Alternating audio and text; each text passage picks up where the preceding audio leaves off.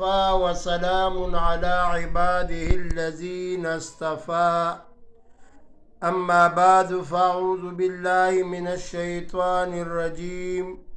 بسم الله الرحمن الرحيم يرفع الله الذين آمنوا منكم والذين أوتوا العلم درجات والله بما تعملون خبير قال رسول الله صلى الله عليه وسلم خيركم من تعلم القرآن وعلمه اما بعد تالی القرآن پسند پیش خدا حور علمان لا جرم بہرش پیدا گر قرآن خوانی شبروز اے حبیب حور علمان تورا باشد نصیب زما د اسلام خوگو عزت مندو زما نوم دے القاری دوست محمد یوٹیوب چینل نتاسو تا مخاطب یما نور الواعظین سلسلہ شروع دا غالباً نحم حصہ اس شروع کی گی دا علماء کرام فضیلت او دا علم فضیلت دا آیات مبارک معنی او مفہوم صدا سے رنگ دے اللہ تبارک و تعالی فرمائی چی اے مومنانو آغا چالر چی میں علم ورکڑے دے آیا دا برابر دی دا سر دا جاہلانو سرا وینا دا چرم برابر ندی زکا رب العالمین فرمائی چی چال میں علم ورکڑے دے من اوتی الحکمتا فقد اوتی خیرا کثیرا چال چې می علم ورکړې د لملوی خیر ورکړې دی د خیر نه مراد د علم نه مراد پوهه ده او پوهه د صدا د قرآن کریم ده ځکه نبی کریم صلی الله علیه وسلم فرمای خیرکم من تعلم القرآن وعلمه تاسو کې بهترین هغه څوک دی چې هغه قرآن پاک زده کی او قرآن پاک بل ته وښیي حضرت ابو بکر صدیق رضی اللہ تعالی عنہ فرمائی مبارک چی ما خوب اولید او پا خوب کی سگورما چی نبی کریم صلی اللہ علیہ وسلم ما دلاس نا انیسی او جہنم راتا خی او بیا پا جہنم کی میں اوکت سگورما چی دا خلقو دا وقتی پا دی باندی اوبر روانی دی او اللہ پاک دغه خلق څوک چې د عالمانو بد وی د عالمانو پسې کنزل کوي عالمانو سپکوي د عالمانو غیبت کوي نو ابو بکر صدیق رضی الله تعالی عنہ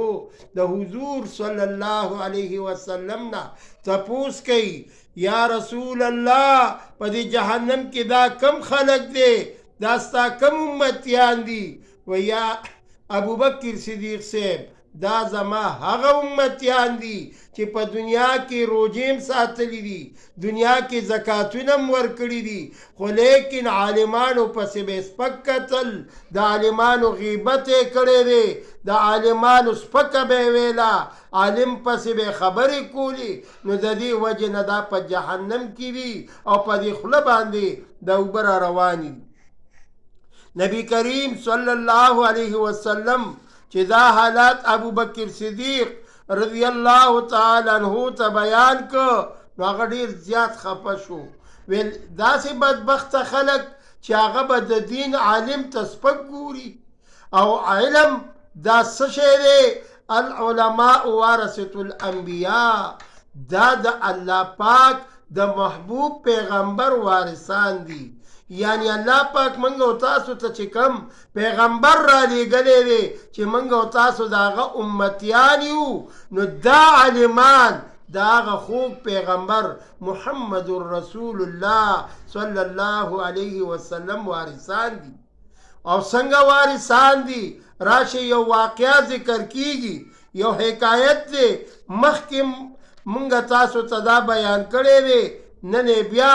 دا واقعہ وورے محمود غزنوی یو واقعہ ذکر کئی وی زما پدریو خبرو باندې ډیر زیات شک او شبه وا چون کہ محمود غزنوی لوی باچا د وخت تیر شوی دی. دی وایي زه چې کم وخت کې په باچایۍ وخت کې ومه، ما سره خپل فوجیان دي، بهر راووتمه، څه ګورمه چې یو طرف ته ودرېدم، یو طالب العلم هغه د یو دکان خواته راشي، واپس منډه کی، بیا راشي، بیا منډه کی. وی دا تماشه مې کوله، یو کس مې ور ولیږلو او ورته مې ویل چې ورته آواز وکړه چې زما خواله راشي. کله چې مې دا هلک راوغوښتو، محمود غزنوي وایي ما ترې تپوس وکړو، ای د الله بندای دا څه معامله دې شروع کړې دی چې کله د دې دکان خواته راشي ودرېږي، څه ساعت ولاړې بیا منډه کې، موږ دې ځان ته په تماشه کړي یو. هغه د قرآن طالب علم ورته فرمایي، وی صاحبه خبره دا دی چې زه د قرآن علم کومای، د قرآن درس و تدریس لزمای، هغه د شپې یادومای، چونکې زما په ډیوه کې تیل ختم شوي وو، زه د دې دکان خواله راغلمای، ما وی چې د دې رڼا نه پیدا واخلای. نو محمود غزنوي په زړه کې دا خیال دی چې یاره ما خو د دریو خبرو شکونه و بلکل هغه شک وسوباس. دغه طالب العلم یې ځان سره کینولو، خپل کور ته راوستېدو، د سرو زرو ډیوې وله ورکړی او په هغه ډیوه کې ورله تیلم واچول چې کله یې دا صدقه وکړله او کله یې د الله په نوم ورکړله،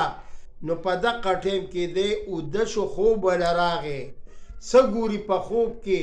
آقا نامدار محمد رسول الله صلی الله علیه وسلم ګوري. دا یاد ساتئ، شیطان په هر شکل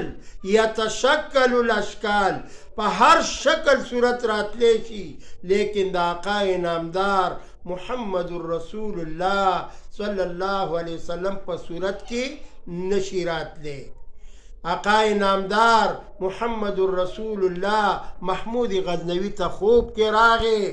ویل ای د دستبګین بچیا، تا خو زما د وارث سره ډیره ښېګړه کړې ده، خو تا به م الله نه خرابوي، تا ته به سیله میلاویږي. نو دی چې کم وخت کې د خوب نه راپاڅېده، نو ویې ویل چې زما کم شک شوبه وه هغه ختمه شوه. ما یو شک دا چې آیا زه د پلار زوی یم او که نه یمه؟ نو ما ته خو د والد محترم نوم عقاید و جهان واغستېدو. بیا مې دا شکو چې آیا دا علما چې دي دا د نبی کریم صلی الله علیه وسلم وارثه دي که نه دي؟ نو هغې چې تا زما وارث سره وی دا شک مې ختم شو، صدقه مې ورکړې وه، نو سیلې م راته میلاو شوه. دا د علم فضیلت دی،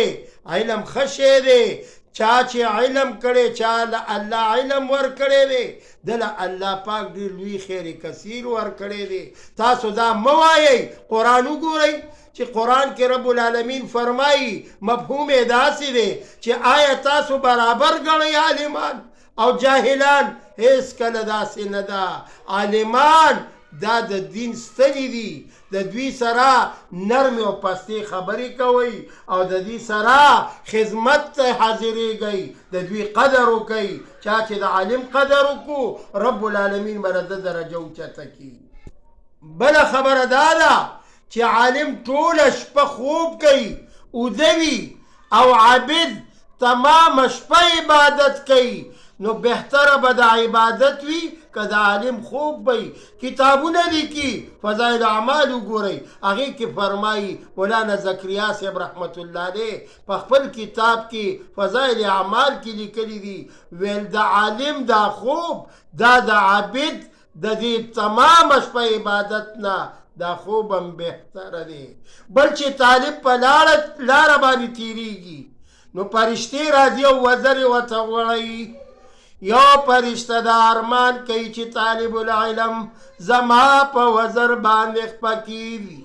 بله فرشته دا ارزو کوي، دا تمنا کوي چې یا الله دا ستا بندای دا د دین طالب العلم زما په وزر باندې قدمونه کیږي او یو قدم چیږي څومره ګناهونه معاف کیږي څومره درجات بلندیږي. رب العالمین دې مونږه او زمونږ بال بچ ټول مسلمانان د قرآن طرف ته متوجه شي. الله دې په رحم وکړي. زمونږ او تاسو بچي بل طرف ته روان دي. علم ښه شی دی، خپل بچی عالمان کوي، که عالم نه وي د عالمانو خادمان یې کوي. یا عالم شه او یا سامع شه یا خادم شه. وآخر الدعوانا ان الحمد لله رب العالمين.